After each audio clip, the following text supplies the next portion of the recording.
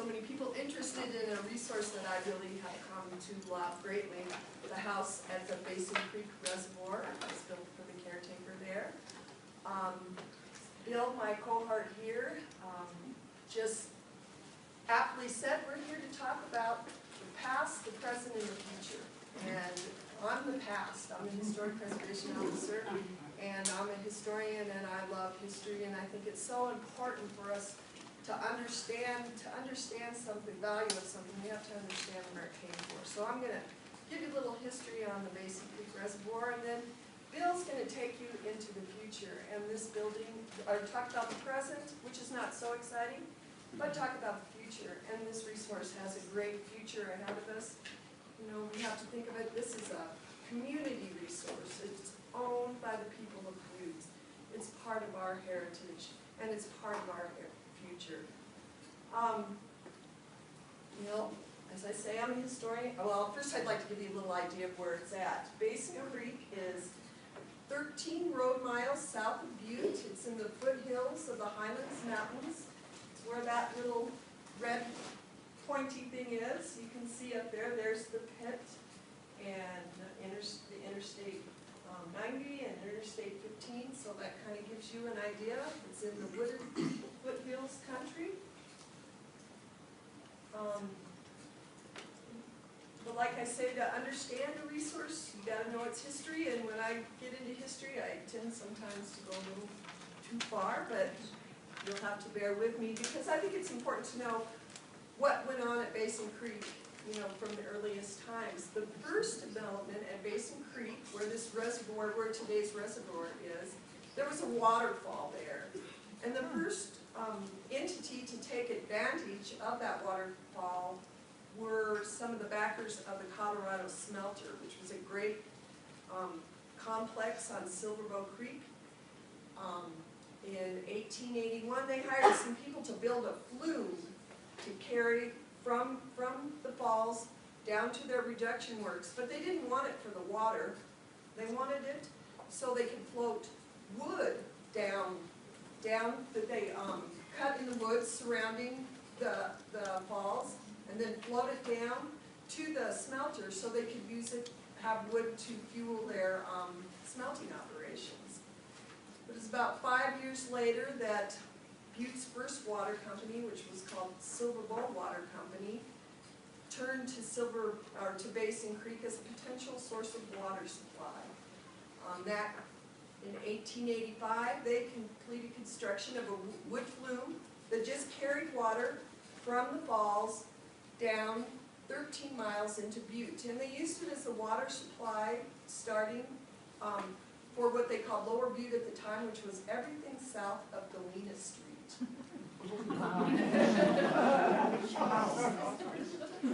But this was at a time, as you all well know, when Butte's mining industry was booming along with its population, and water was just critical. And we needed more and more water for fresh water for people to drink. They also used a lot of water back then to sprinkle the streets.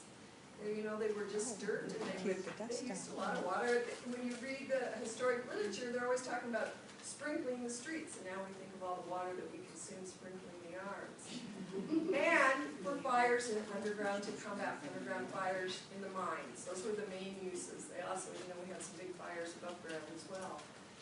So, Silverbow Water wasn't able to keep up with this demand, and they were reorganized as the Butte City Water Company, and I might get that date wrong at some point or other, before, like 1891, and this new company turned again to Basin Creek, and this time they decided they wanted to build a dam. They wanted to build a dam at the falls so they could catch the runoff from the snow melts in the winter, or the winter snow would melt in the spring, and they wanted to capture that runoff, hold it back, and then slowly release it and make it available during the summertime when Butte's water demands were at their peak. So in 1892 they started construction of a masonry dam made of big stone blocks, concrete mortar. And here you can see this is Basin Creek Dam over here on this side under construction. It was an arch dam. It was pretty major undertaking. As designed, they wanted it to be 120 feet tall at its maximum height, and it was to store 1 million gallons of water. Well, by the time they finished it in 1885, it was only 80 feet tall, and it had a storage capacity of 200,000 gallons of water. There just simply wasn't enough supply up there, you know, to warrant a 120-foot tall dam. But, you know, it became an important component of Butte's water system upon its completion. But there were problems almost immediately. There was a lot of vegetation in the water. They couldn't control the growth of algae and all this other stuff, and so the water didn't taste very good.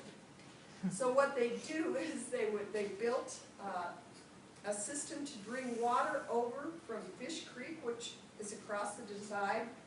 Basin Creek's on the west side, Fish Creek's on the east, and they brought it over and they filled the pipeline.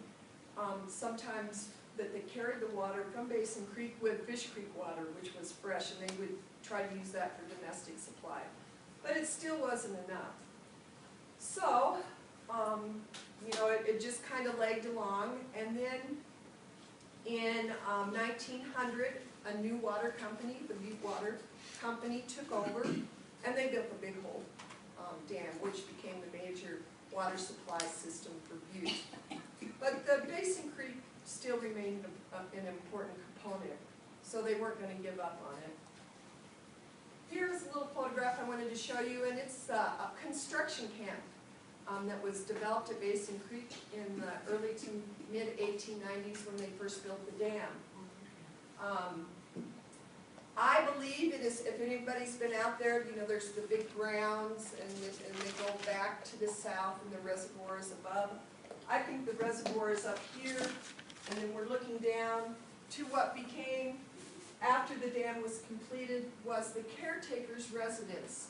You know, the reservoir was, you know, 15 miles away from Butte, so they need to have somebody live there to maintain the dam, oversee its operation year-round. And so when the construction was completed, they kept that house, and that's where the caretaker lived.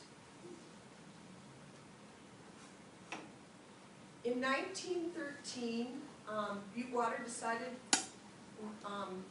one way to help remedy the problems at Basin Creek was to increase the height of the dam.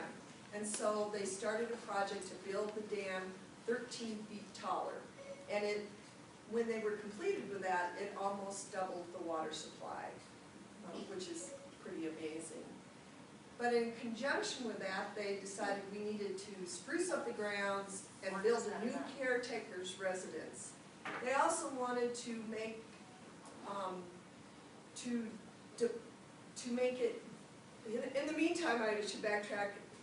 The reservoir had become a popular picnic grounds. By the turn of the century, people were going there. Butte people in the summer to, in wagons, taking 2 hours to get out to Basin Creek to enjoy a picnic on a sunny afternoon. And they wanted to, you know, improve the grounds as well.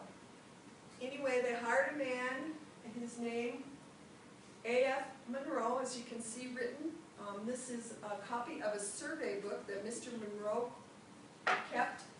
They hired him, I believe, to both design and oversee the construction of the new developments, construction of the new caretaker's residence and the other new developments at the Basin Creek Park. I looked in the city's directories and other materials trying to figure out who this A.F. Monroe was, and I think he was, I'm almost positive, he was a man called Andrew F. Monroe. He came to Butte about 1900. In that year, the city directory lists his occupation as an architect. Later directories, he lists himself as an engineer, a surveyor, and a mining engineer, so he's kind of a jack of all trades. But he was one, I believe, just hired by the company specifically to oversee this construction project. They started work on building the Basin Creek house on April 29th, 1913. And they were done with the project just a few short months later on July 1st, Wow. which I think is pretty amazing. And Mr. Monroe used this book to track the progress. He's very succinct or brief. You know, he doesn't add a lot of detail. He'll just say, did lab work today, did flooring today, finished this today. But what's really wonderful about this resource is that he drew all these incredible drawings while in the book. He was more of a drawer and an artist than a writer. So it's just a wonderful treasure. It's something that is in the archives, and it's such a great resource. It makes you really, really realize what a wonderful place we have in this Butte Silverbow archives. That important things like this are saved and preserved and made available to us. And so that's a little plug for the archives here. Like I said, they started construction in April, and one of the first projects they worked on was the pavilion. And here's his little drawing of the pavilion, and here's a drawing of the pavilion today. Besides his little great drawings, he also would make little comments once in a while, mostly about the people that were working on the project, and most of them kind of derogatory. And it's really hard to read, but this lettering that he has over next to the drawing of the pavilion, he's complaining about the shoddy construction of the pavilion, which he says probably won't stand more than a year. And Wow. here it is, 105 years later, and it's, or 6 years later, and it's still beautiful. So the next project was the house, the Basin Creek house. Here's a drawing. He really got off on drawing the porch and the chimney, and I think they're his additions. The house was designed in the craftsman style, which was the popular style at that time for residential architecture. It's what you see predominantly on the Lower West Side and down in Floral Park Boulevard, which were largely settled during this time as well. He initially obviously planned to have the porch pedestals be made of stone masonry, or at least be faced with stone masonry. They didn't quite turn out that way. You can tell though that they were made with concrete instead. Here's a picture of the porch today. But even in his later drawings, you can see that he drew the piers without having stone on them. But they're just wonderful renderings to see. He kind of would draw how he wanted it to be, and then he'd do a later drawing on how it really turned out to be, or maybe not. But you can make great comparisons, and you can see that, in essence, this how it was built was how it is depicted in this drawing. And it is great craftsman detailing. The chimney was another thing that he really put a lot of work into, and it's got some great personal touches. The 3 horseshoes, I really wish he was around to tell me what that meant. Maybe somebody knows that. Maybe it was the brand of the ranch that used to be up there, I don't know. 1913 was embellished in the brickwork as well, to say when the house was done. And then this little piece of ironwork down here, if you look at it closely, it's a big B that goes out like this, and it has a W inside of it, and then a C, and that's Butte Water Company. Oh. And here you can see they put a lot of detail into the fireplace that this chimney served. Here's the drawing that he did, and here's how it looks today. So it's pretty close construction. Monroe, he never married. He died in 1929. He had been an engineer with the U.S. Army during the Spanish-American War.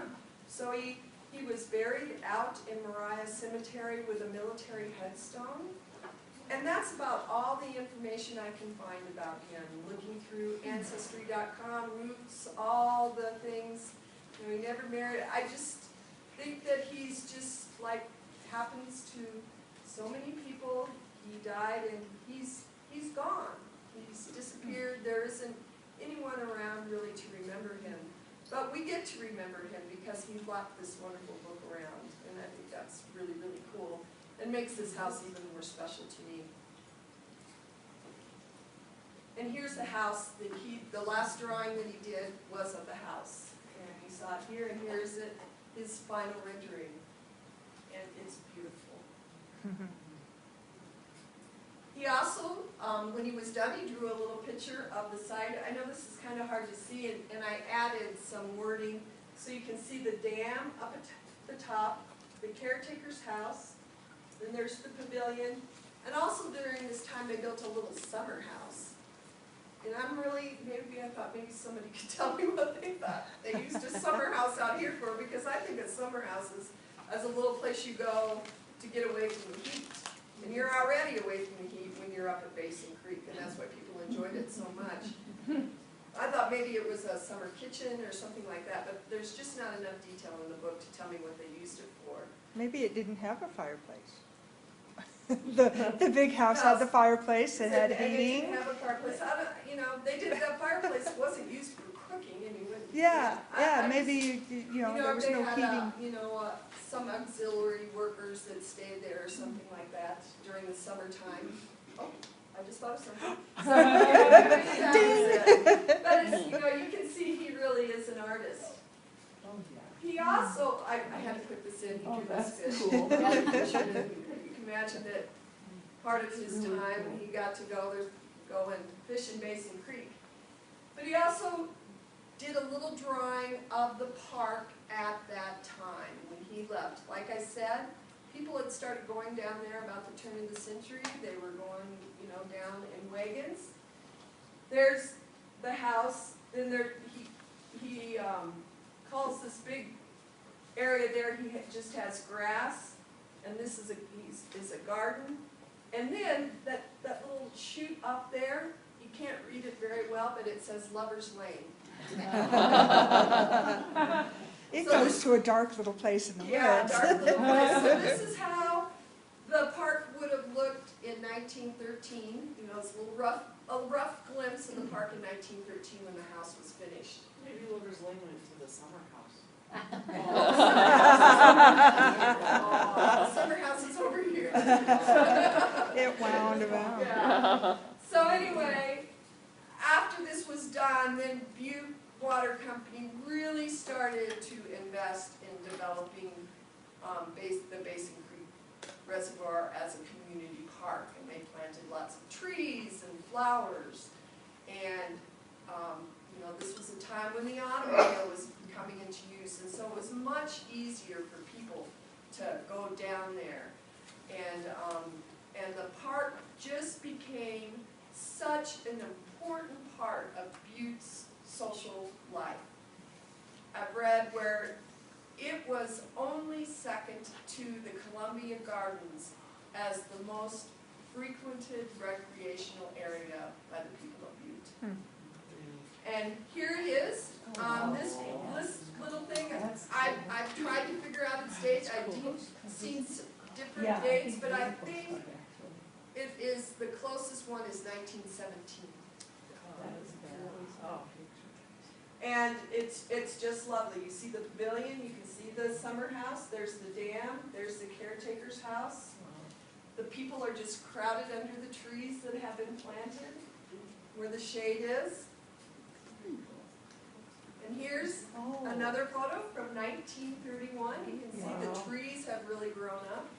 There's a whole lot more cars down there, even though they kind of look the same. I'm trying to figure out, really, is this the difference? But so I did a little research on automobiles, and there was differences, but they still look like Model Ts. Yeah. And I love that. Look at all the people crowded under the shade. So I put these together so you can Oh. kind of see and do a comparison between 1917, or I put certainly 1920, but it's 1917, 1930, 31, and there it is today. Wow. And in essence, it really hasn't changed all that much, except that there's some trees have crowded into the grounds, but you can see the pavilion, and there isn't probably as much, you know, I think there was probably a lot more flowers and other things back in the earlier days, but it's still just a wonderful, beautiful haven nestled in the Highland Mountains, so close to Butte. Now, that's in the newspaper, because, you know, That is really. the caretaker's house was a big visual component of that community park. It was, you know, people like to come down. It was something for people to come look at it, but it was also the caretaker's residence. And this gentleman here is Andrew Johnson. He's not the first caretaker. He came down from the Moulton Reservoir and became the caretaker at Basin Creek about 1917 or 1918. And he came with his wife, Stina. They were both Swedish immigrants. This picture is Stina over here with their daughter, Mary. And this is Mary later on, I don't know, maybe is in her late teens, early 20s, standing out front of the house, would have been, you know, late 30s, early 40s, in a grass skirt and on skis. And It's probably a June snow. And Mr. Johnson was the caretaker, as far as I can tell, to the late 40s. But you can see the house in its condition as of the 1940s. And I'm really not sure, and I was going to try to figure this out today, and I'm sorry that I didn't. How long ago was that Butte Silver Bow quit using the house as company housing? I think it was maybe 10, 15 years ago. I'm not positive sure, but it has stood abandoned since then. So that's your background, and now Bill gets to.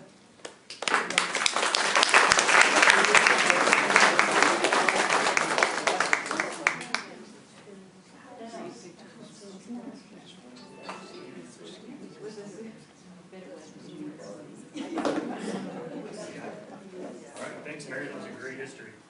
A lot of you got to see what the house looked like, especially the picture of the girl in the grass skirt detailing on the house in that craftsman style. What we're hoping to do is, if we're up here on the hill, like we are right now, or even at the courthouse, not too far away, Basin Creek Reservoir is a long ways up, isn't it?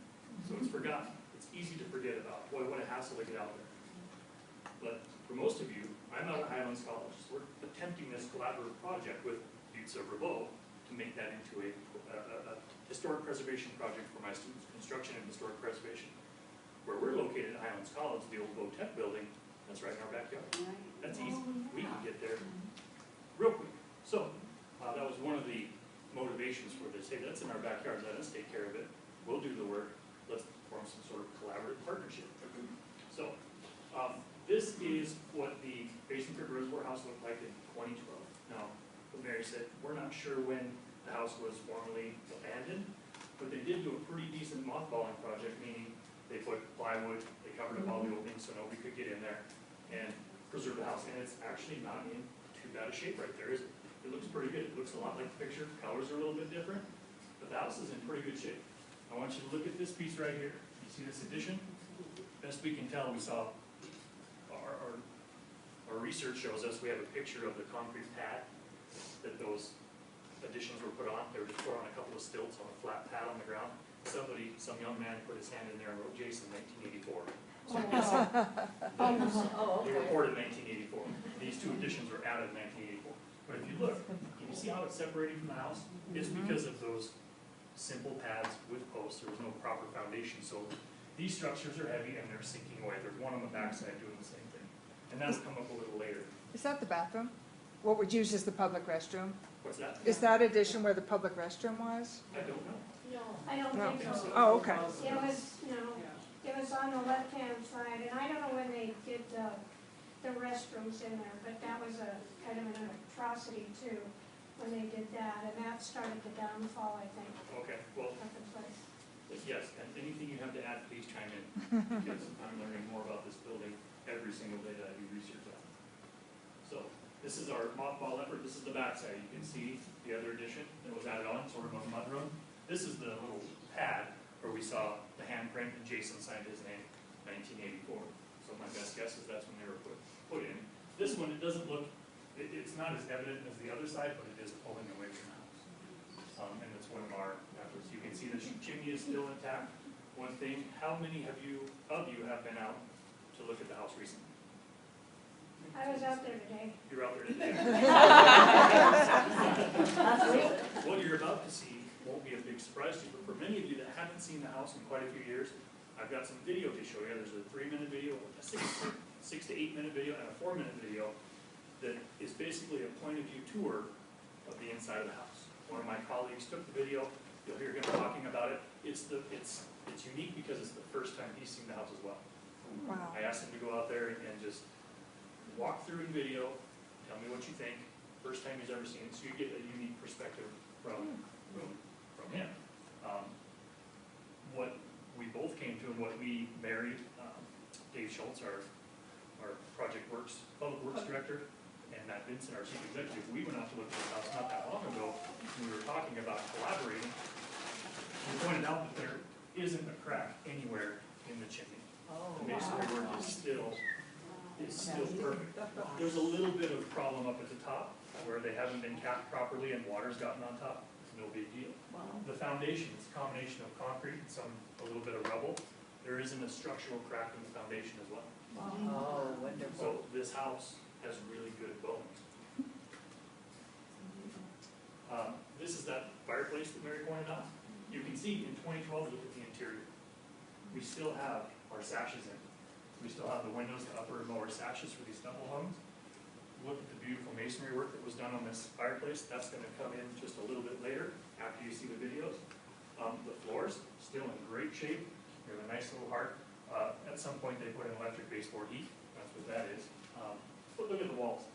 One thing, you're going to see some vandalism, and if you're a delicate flower, it's going to, and you have a sentimental attachment to this house, it's not going to be pleasant to watch. But we're going to fix it. So we have a plan for the future. But what I noticed is that in the plaster work, in the walls, there aren't any cracks. Wow. There aren't any real problems structurally. Those are dead giveaways, especially in a house that was mainly plaster. You start to see some cracking over time due to movement, a little bit of settling. It wasn't evident in this house. So that tells me again, she has really good bones. This is the beginning of one of those videos. I tested it out and we did have sound. It should be about the right volume. So Okay, we'll try this again. First the batteries freeze, then my memory card went empty. You see the tops of both chimneys. it's a cell phone video, so it's a bit grainy. Significant work. They're both pretty well gone, actually. The interior of the house is an absolute mess. Come around to the side and get a date on the chimney. It says 1913 there.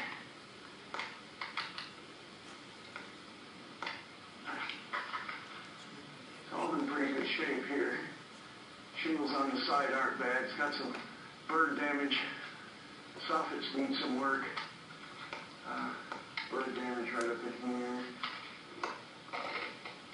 Pretty chilly, 17 degrees this morning here. We do have some windows that are still in good shape. The frames anyway. There's some traffic coming down from the dam.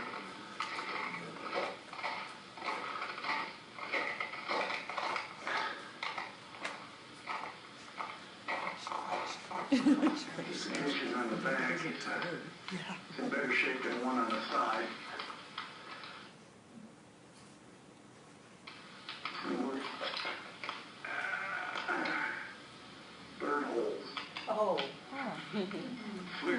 vet. Oh, okay.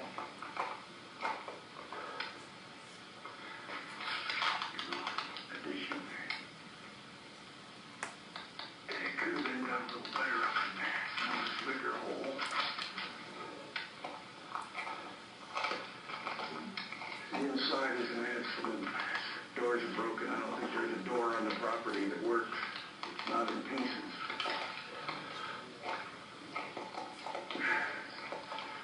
Additional work done under here.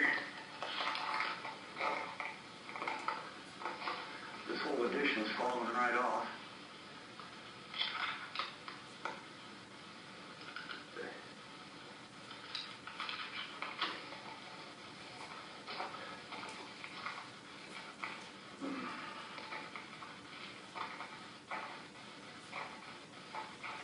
Wow. Go over on the other side and go in it. Let's see that one. You can hear it in his voice. This is the first time he's seen this place. And it was a bit surprising to him. Now, what we noticed is from the inside pictures, we still have upper and lower sashes.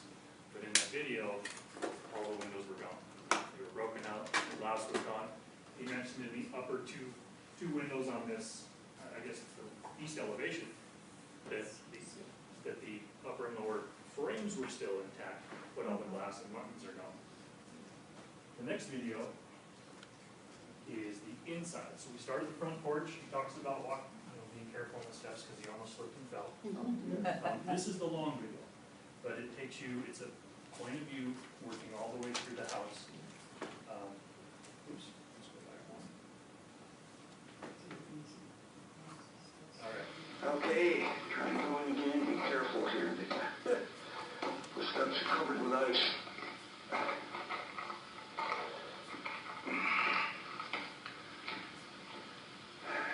Any ramps in fair shape, but coming right apart here. There's the addition. This is summary.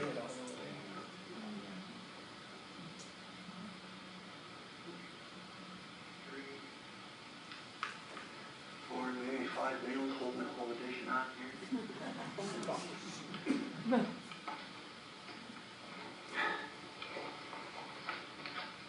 Oh, Look at the walls.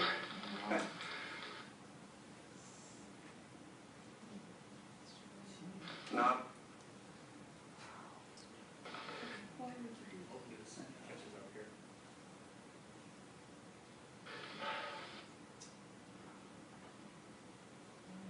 You saw this little bit of damage in Mary's presentation. You can see right through that hole in the right through the wall.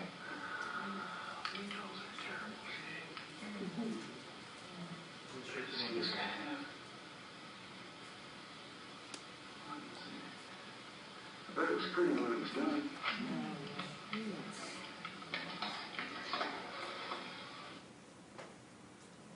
Apologize for the breaks in speed. It's worked fine in my office, but it's a different. it takes a while for the computer to talk to the, But you're getting some point of view wow. what the inside of the home looks like. Oh my God. Wow. So, really, good.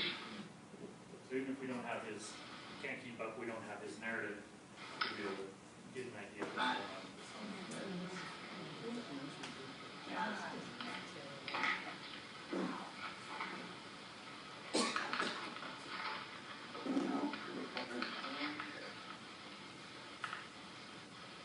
Really is in pretty good shape. The brickwork. You know, all of this damage was done to the inside of the house. Whoever the vandals were, they must have had just a little bit of a soul deep down inside because nobody has touched the property. Yeah, I noticed that. That's amazing. Somewhere deep down, there's appreciation for that because they haven't messed with it. What he did there was he coming off the floor and he's saying, you know, underneath all this debris, this floor is just a little work that would be removed.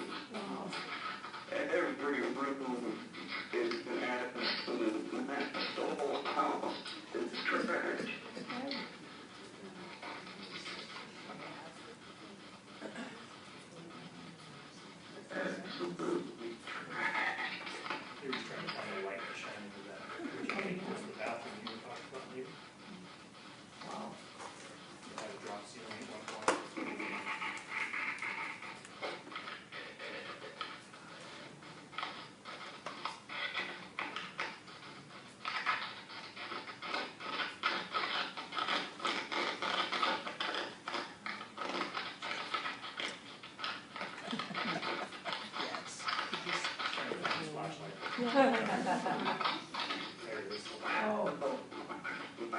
Still ain't a real big deal, so we'll buy it.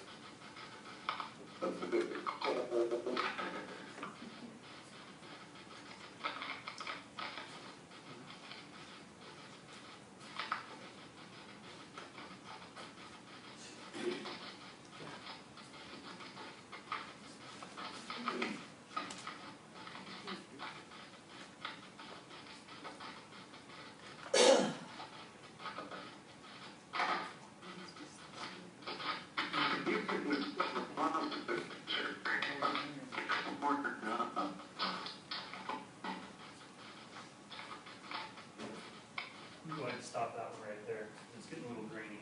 He did the same thing for the upstairs.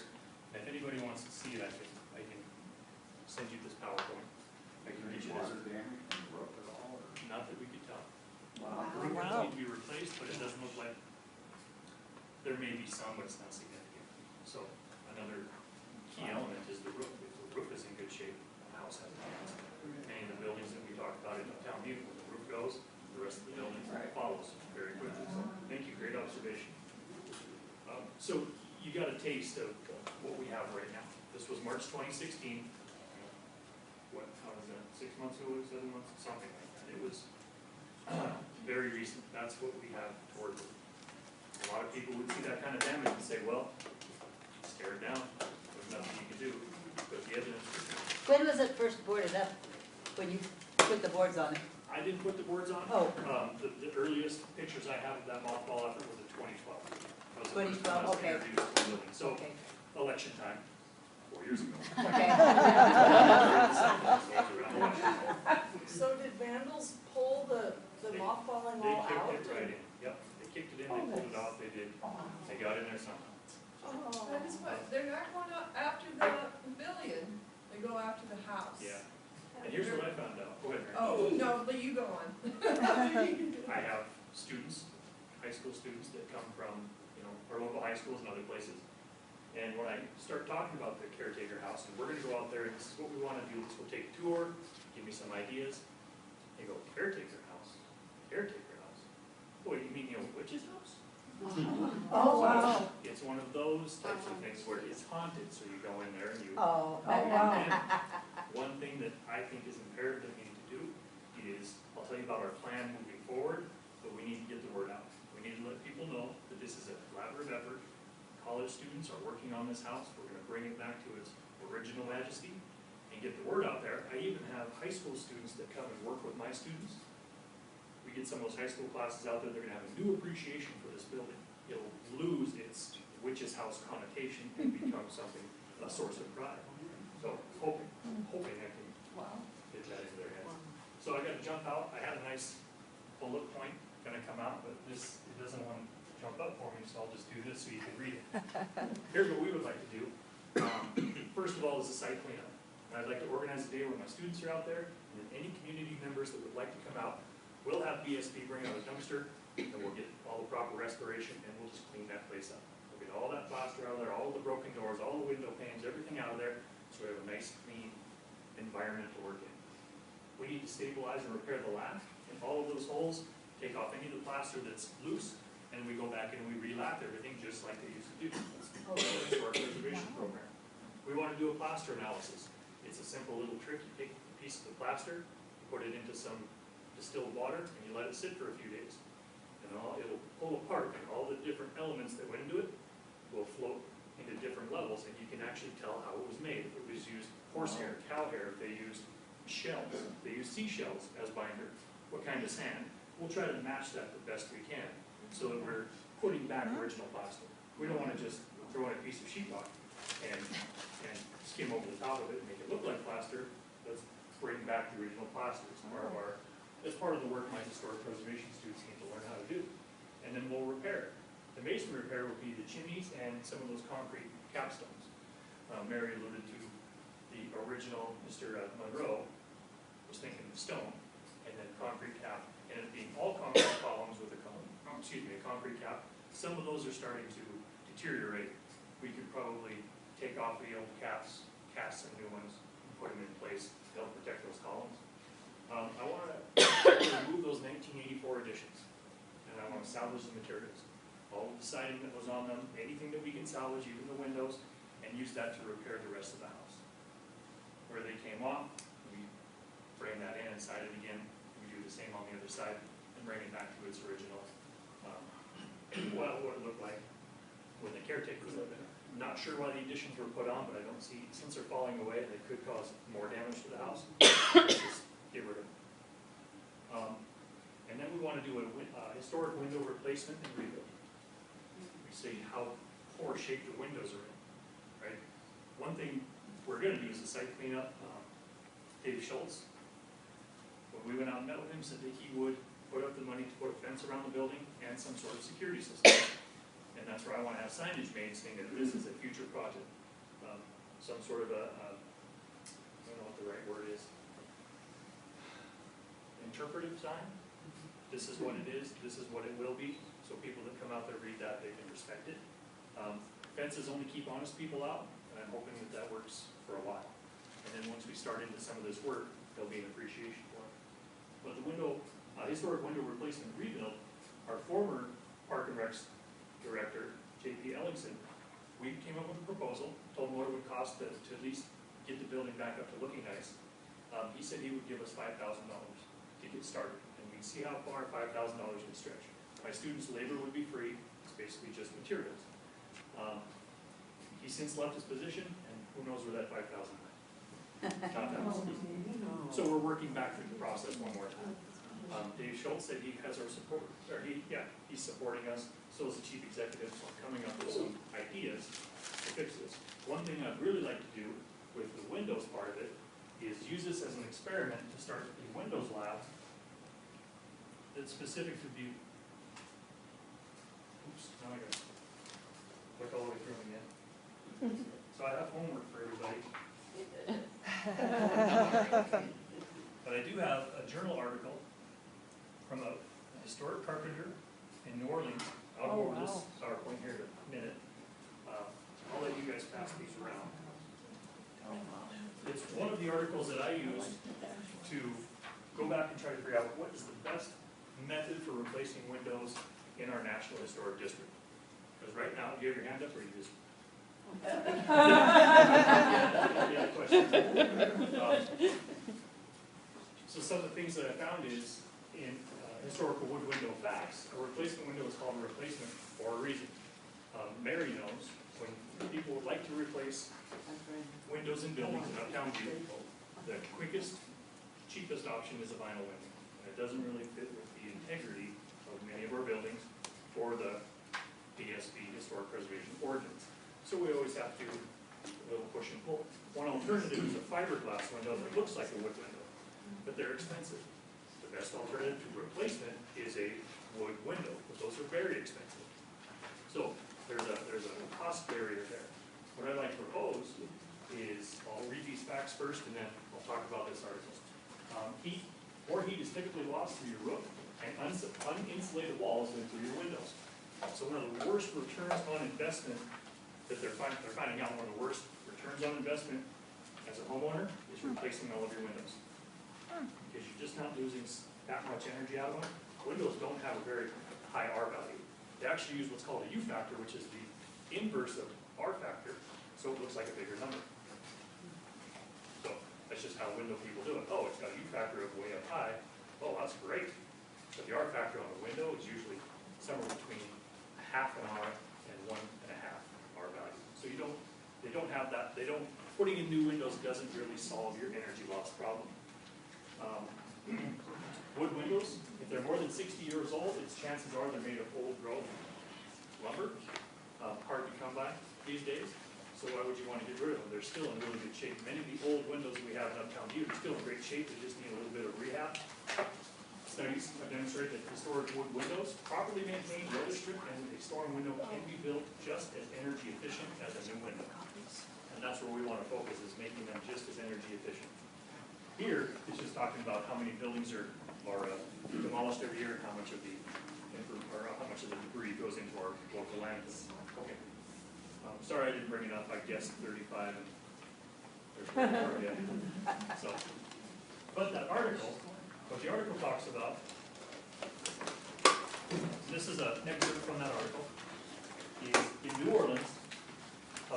gentleman goes and puts in, he uses simple tools, some routers, he puts in new weather stripping on the old sashes to help make a better seal. What he actually does is he cuts out a little Dutchman so we can get to the weights.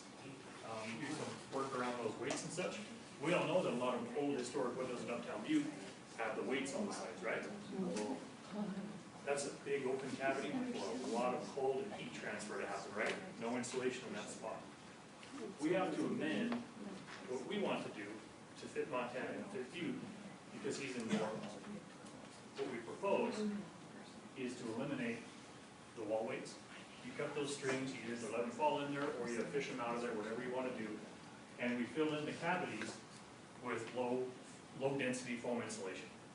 Fill it all the way up so that we're not losing energy there anymore. We want to take the sashes, top and bottom pane, we pull those out. We're going to unglaze them, take out the single pane glass. We're going to cut a little bit deeper. I've got some prices from the local glass companies for just the double pane insulated glass. Drop those back in place and reglaze them. That's a skill my historic preservation students could learn and should learn. We put those back in now. How is the window going to operate? We're missing the two weights. Those are the counterbalances for the weight of the window. I should just keep this in my hand, right? It's a big blown up picture, but it's in your handout as well. It's a little device that acts like a tape measure. It looks just like the old pulley system, so we put them right back into the same place where we pulled the old pulleys out. And they have it's a no weight pocket, no problem. It's got a little piece of trim that we put on the window, and that acts as that counterbalance. So we can fill up that entire weight pocket, and we can use these. And if you look here, they're only about $24 a piece. Wow. It's not very expensive. So we can replace those, we can save and use the original sashes. We can put in better glass, get a little bit more value out of it. What we'd like to do is use this house in an experiment. If we do these steps just on that part of it, we can see how much energy transfer we have compared to a similar window, single pane with the weight pockets, how much energy we're saving, how much it cost us compared to a replacement window. And if we could prove that it works, we may be able to set up window labs where homeowners can come in and we can show them the steps and they can do it. Or I can teach my students as historic preservationists and carpenters how to do this type of work. It's going to save the homeowners money, it's going to save the old windows, and we're not using something in place of a window that should just stay where it is anyway, in my opinion. One other thing that I'm going to point out, in the article, if you read it, he says he doesn't do anything with storm windows. They live in Louisiana. It's hot and it's humid. And what happens is it gets a whole bunch of condensation and stuff in there. Well, if we're going to keep our old historic windows, we could double pane glass those, and that'll help. But if we go back and we rebuild storm windows or reglaze the old storm windows and then seal them properly, you know, on your exterior doors, you've got a nice seal. It keeps all the cold out. We need to devise a plan to do the same thing for our storm windows. So, once they're built, I know everybody, oh, it's such a pain to take them out, put them in, take them out, put them in. If you pop that storm window in, you lock it in place and it has a good seal, no air will infiltrate. That means no dirt infiltration. That was the first question my wife asked me. Well, how do you keep all that dirt from getting in between us? Well, we need to seal it up. If we seal it up well, we're not going to get into that dirt infiltration. The biggest thing that hurts insulation is moving air. That's all insulation is. You think about fiberglass insulation, that's just a whole bunch of fiberglass stretched out, create little tiny air pockets. And if you get air moving through that insulation, it loses its insulation value.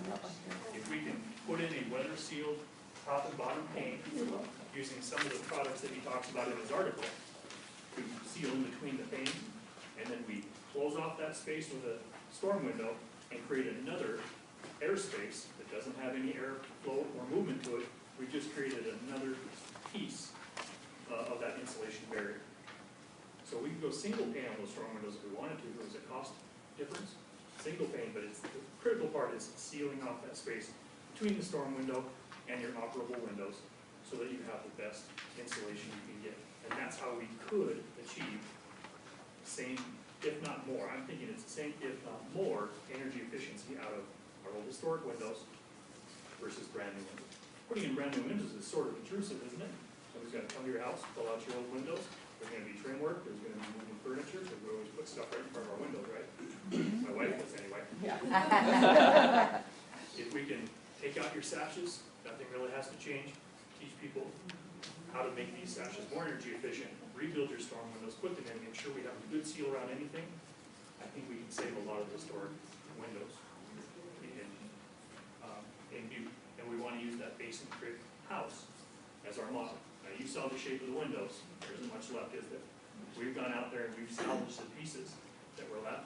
In his video, he talks about the muntins. He talks about it's all finger jointed. We're gonna, if we can get the money, we're gonna go work with some local companies. It wouldn't be Dimension Lumber like you get at Pro Builder Triple S. We're gonna go maybe to Mr. Dick out there and get some proper timber and mill everything down, do the finger joints, and build these sashes just exactly the way they were in this home. So if we can teach people to rebuild windows and match those architectural details, and then reglaze them with double pane glass. We put a low E coating on there. I mean, everybody probably has heard of low E coating, right? Do you know what low E does? Low emissivity. Very good. You come to my class. Gold Like star. that's awesome all day. So what is the I low? used to work at it. Oh, okay. So what is the low emissivity? What is it? I'm not sure. You I know the can word, that's explain good it enough. very well, You know the word. It's actually a coating that they put on the glass. It's a small film that you don't even notice, they put over the glass. And it's interesting because it's little teeny tiny pieces of metal that are at such an angle. They're so small you can't see them when you look out the window. You can't see them when you look in the window. But they're set at such an angle that when the sun is way high in the summertime, it reflects the light away so that your house doesn't heat up as much. Oh, wow. But when the sun is low on the horizon in the winter, it allows it to pass through. Oh. That's That low is emissivity. cool. So, we use low E glass, we use double pane glass in those windows. We're gonna see substantial, we're gonna see a big jump up from what they were, and hopefully we can prove that it's a working model for Butte and for Montana. Because I'd like to do an article just like this guy did, featuring my students, featuring Butte, Montana, start publishing more articles on how we're gonna fix this stuff in Butte to match our climate and put us on the map. You know, Aren't you going to have to put a heating system in this house to prove your energy efficiency? it's not gonna, yeah, this isn't a one-year project, this is I'm thinking out 5 to 10 years. Yeah, we're gonna have to, and Mr. Schultz has talked about getting power back to the house. So we can make sure those electric heaters work, we get the windows back in, we re-insulate where the insulation is missing. We can get it about to where a lot of our uptown houses are, and then we can start our test. First part will be building. And we could even do some models where we build a window, and then we have one of our rooms down in Highlands, and we compare the two. We can make ourselves a little lab just to get that, but I'd like to do it for a whole house, and just see how easy and or hard it would be to do this replacement. And if we can build out a model, we can distribute that model and start reusing, saving some of our historic windows in uptown. Is that your primary helper? Yes. She's See, smart. thumbs up. So we'll see her graduation picture on the porch. She'll have it done on the porch of that To be house. honest with you, the day we went out with Matt Vincent and Dave Schultz, the park was beautiful. And I told them, I said, when this is all done, guys, I want to live here. Could you imagine living out there? Oh, up here with this thing? Yeah. And then, you know, when that water treatment plant is done, their plan is to open it up for recreation. The whole length, the whole reservoir. Oh, So nice. if you're living out in a park like Saginaw, I'll mow that lawn. I'll mow that lawn every week. But then you've got a whole reservoir in your backyard. Yeah. I think it'd be amazing. There's a lot of potential. Like I said, the house, she's taken a beating. She really has, but she's still standing. And she hasn't wavered. She didn't fall down. She took the punches. We can fix that. It's all cosmetic. Do you have any idea when the fence will go up? No, Mary might be able to speak to that. Actually, right now, what we're doing is gonna install a security system. Oh, And I've talked a little bit about Dave, and we're getting quotes, and as soon as all that's done, it will be installed. And it's gonna be a motion detector system, that it's, when somebody's out there, then lights are gonna come on, and an alarm is gonna go off, and police are gonna get notified. And we are gonna let people know that if you come down here and vandalize our property, you're gonna be prosecuted. So that's the plan. I don't even, we're hoping that maybe with a really, good security system that we won't have to put a fence around it. Be a deterrent, that would be Be a nice. deterrent. Yeah. So, Have you done personally this project with students? have I, Yeah, in the past, yes, future, Oh. present? yeah, with students? Yes, I work on all kinds of projects with students, that's what I do, I You teach guys at are doing the House. stained glass windows too on the one in church, right? Yes, I That's what didn't do it personally, we had Nicole, Our Rivas.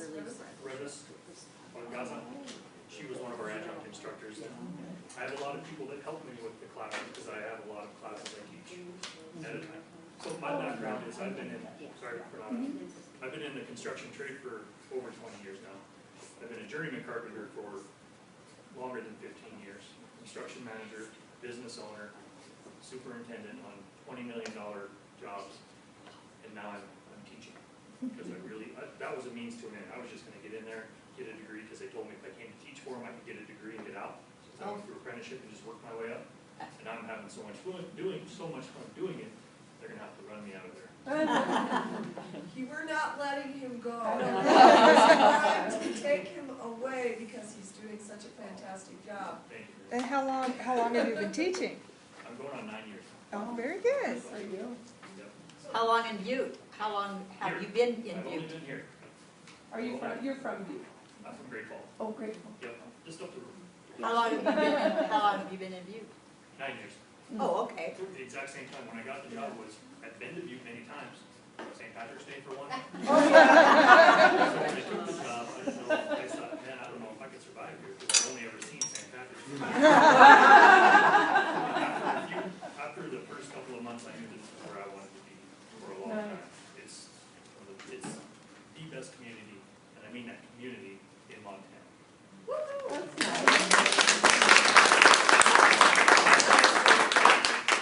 you're doing on the carousel too. Yes, I mean, that's fantastic. I lost all my students in summertime, so things slowed down. But as soon as they're back in class and I get them, their brains working again, we're gonna be back out at the carousel, full crew every day until it's done. We'll have you come and talk about that too. Sure. Yeah. You and Larry. So, go ahead. Is the plan when it's all finished then to have somebody actually living in it? I hope so, I hope it's me. Like I said, we see this as a long term. We see right now the house is in this stage where it's an educational tool, and where Bill can teach his students good preservation practices. And one of the good things about it is we don't have to make it so somebody can move in tomorrow. So he can take his time, and he can do good work, and we'll get it restored, and we'll get it back to where it needs to be. When we get to that point, like Bill inferred, with a new treatment plant, the Butte Silver Bow is planning to open up the reservoir to people to come fish and boat, and so we see, great increased recreation down in Basin Creek. And so Butte Silver Bow is kind of just floating around some ideas. Right now, what the use of this house is going to be in this new recreational development. One of the things we talked about is like have it be a home for a host who mans during the summer months to keep track and help. Kind of like a visitors camp and host. stuff like that. So Yep. we're just those things are coming. We don't have anything firmly in place, but we see a great potential. I might have been thinking, what year was the original home built? 1913. 19. Your eyes Was were it ever open. restored after that? What's that? Was it ever restored after I that? don't think so. I think it was very well maintained for Very well many maintained. years. And what do they use for rescue? There was 2 restrooms in the house. In the house. Actually, I wish I did make a picture of it because it was hard to read, but Monroe, in his book, he also did a floor plan. And there was a restroom on the first floor and the second floor, but we don't, they were probably much smaller than what they wanted it for. When I forgot that they put those restrooms in 1984, and that was when they were using it for like weddings and stuff, in a place for people to get ready. I do think. They were never public restrooms. The public restrooms sit behind the pavilion of the little brick building. Yeah. And electricity went in that. It was electrified probably from the beginning, In the beginning. 1984. Electricity, I'm sure they have electricity down there. Water. Oh, really? He's thinking 1947 is when they built that. Oh, wow. Oh, I have really? another question back here. Yeah. What about the summer house? That was the first time I'd ever heard of this. Oh, does it still exist? I don't think so. Oh, okay. I I just, don't think the summer house exists. Well, you know, I feel very bad because I didn't know about the summer house when we went down there to visit, and I didn't look for it. It's so wooded over there, but somewhere in my mind, I have this idea of seeing a gabled roof, and I think it might be over there still. I didn't know about it until I got Monroe's book and started reading. go look for it. Yeah. Yeah. Is the pavilion the original pavilion? Yes. Yeah.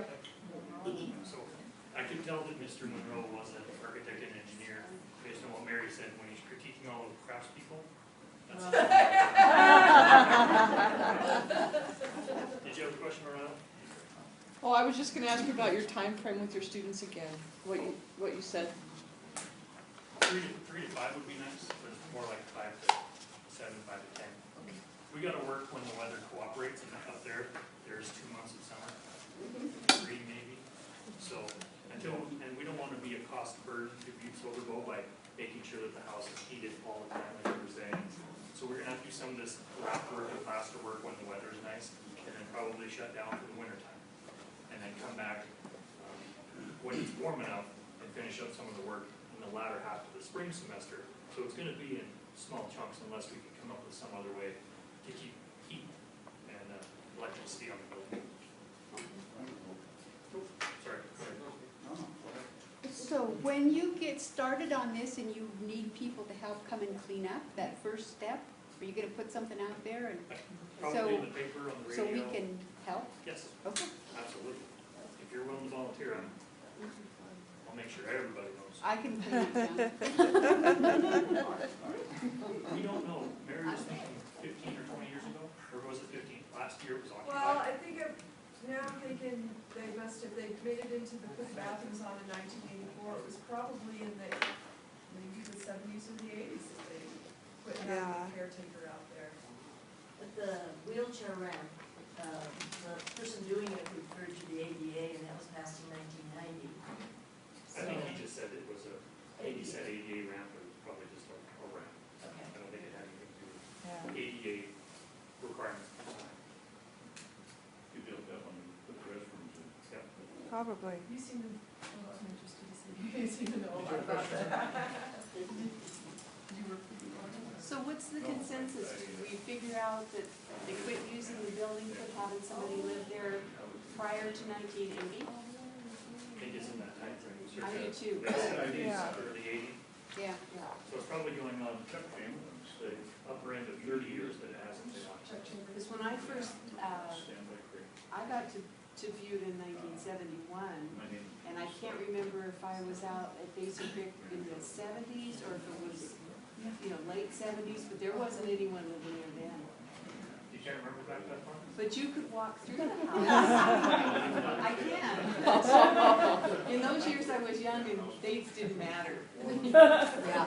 But you could walk through the house and it was in really good condition and it wasn't vandalized and no one lived there, but the door was left open.